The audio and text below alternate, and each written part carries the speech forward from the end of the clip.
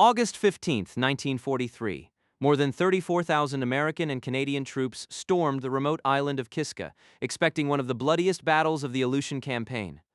Warships blasted the coast, landing craft crowded the beaches. Soldiers advanced into the fog, waiting for thousands of Japanese defenders to open fire. But the Japanese had already escaped 18 days earlier. There was no enemy on Kiska, and yet by the end of the operation, the Allies had suffered 313 casualties. This was not a battle in the normal sense. It was a disaster created by weather, fear, mines, confusion, and one assumption that commanders refused to abandon. Kiska sits near the western end of Alaska's Aleutian Islands, a long chain of volcanic land stretching deep into the North Pacific. The islands are cold, treeless, and battered by wind. Fog can erase mountains, ships, and entire units in minutes. In 1942, this distant place suddenly became part of the global war.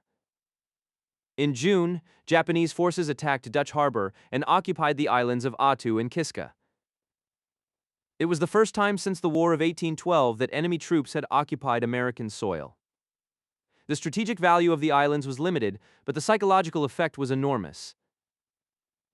Japan had planted its flag in Alaska, and the United States wanted it removed. Kiska became the larger Japanese base. Thousands of soldiers, sailors, construction workers, and support personnel built defenses around its harbor. They dug tunnels, placed guns, prepared bunkers, and tried to build an... American aircraft and warships attacked whenever the Aleutian weather allowed them to find the island. But before Kiska came Attu. In May 1943, the U.S. 7th Infantry Division landed on Attu expecting to clear the island quickly.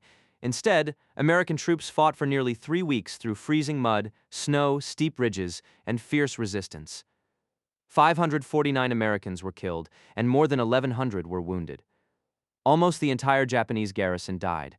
The final survivors launched a desperate mass charge rather than surrender. Attu taught Allied commanders a brutal lesson. Japanese defenders might hide, endure bombardment, and fight until almost no one remained alive. That lesson would shape every decision made about Kiska. After Attu fell, Japan understood that Kiska could not be held. Allied aircraft were attacking constantly. American ships threatened the supply routes. The garrison was isolated, and another invasion was clearly coming. On May 19th, Japanese High Command ordered the island abandoned. The first evacuation plan used submarines. It failed after American destroyers detected and sank several of the boats involved.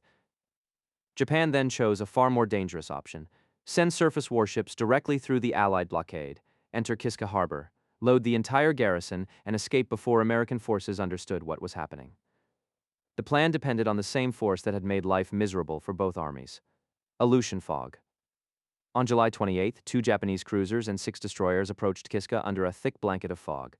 Allied patrols failed to see them. Inside the harbor, more than 5,000 men. Weapons and equipment that could not be removed had been destroyed or booby-trapped. The evacuation moved with extraordinary speed.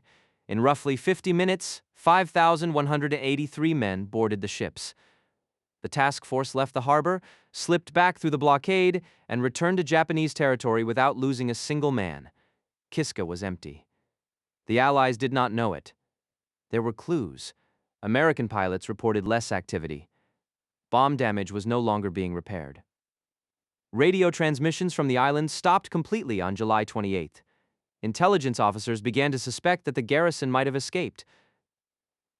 But there was another explanation, and it seemed more believable after Attu. The Japanese could be hiding in the mountains. They could be waiting inside tunnels and bunkers. The silence could be a trap designed to draw the invasion force inland. Admiral Thomas Kinkaid, commander of the North Pacific Force, believed the defenders were still there. Suggestions for more reconnaissance or a small advance scouting mission were rejected as too dangerous or unnecessary. On July 30th, the invasion received final approval. Operation Cottage would begin on August 15th. The plan was enormous. Nearly 100 Allied warships supported the assault. The landing force included the U.S. 7th Infantry Division, Canadian troops from the 13th Infantry Brigade, engineers, artillery, and support units. More than 34,000 men were committed to taking an island supposedly defended by only a few thousand Japanese. Before dawn, Allied ships opened fire. Shells struck empty ridges, abandoned gun positions, and deserted camps. Then the landing craft moved toward shore.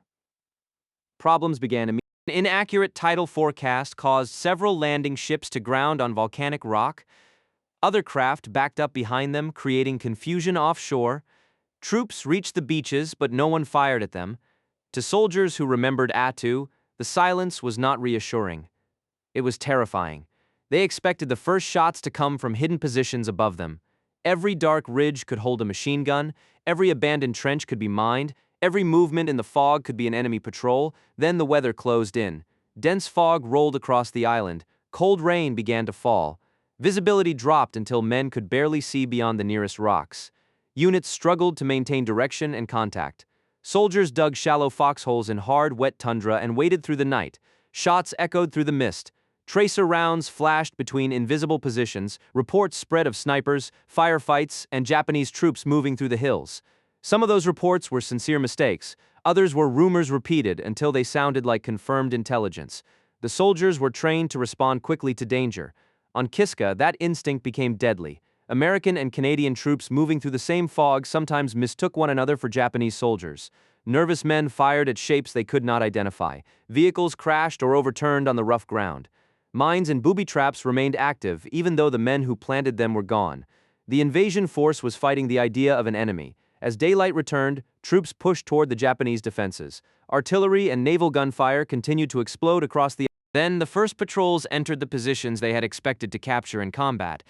The bunkers were deserted. The tunnels were empty. Weapons had been destroyed.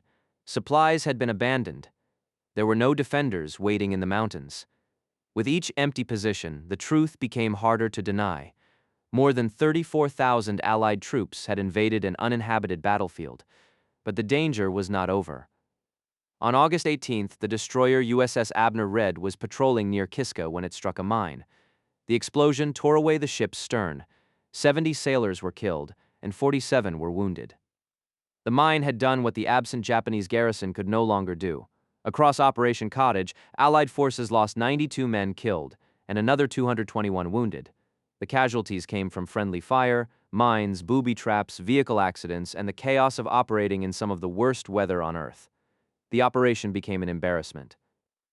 Newspapers asked how such a large invasion could attack an island without realizing the enemy had disappeared.